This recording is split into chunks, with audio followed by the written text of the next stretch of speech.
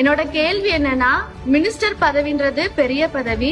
நீங்க எந்த ஸ்கூலுக்கு போனாலும் டீச்சர்ஸோட சேர்ல உட்காராம ஸ்டூடெண்ட்ஸோட அவங்க பெஞ்ச்ல உட்கார்ந்து சேர்ந்து இருக்கீங்க. ஏன் சார்? எல்லாருமே இன்னைக்கு இந்த நிலைமைக்கு வந்திருக்கணும்னா நம்ம ஆசிரியர் இல்லை என்று சொன்னால் நாம இல்லை. அப்படிப்பட்ட அந்த ஆசிரியருக்கு அந்த இனம் என்பது ஏற்கனவே சொன்ன மாதிரி ஒரு சுயநலம் இல்லாத ஒரு இனம். அவங்களுக்கான இடத்துக்குள்ள உட்காரத்துக்குன்னா அதுக்கான முதல்ல நமக்குலாம் ஒரு தகுதி வேணும். அதனாலதான் ஆசிரியர்கள் அது ஹெச்எம்ஸ் ஆக இருந்தாலும் சரி, அல்லது கிளாஸ் டீச்சர்ஸ் ஆக இருந்தாலும் சரி.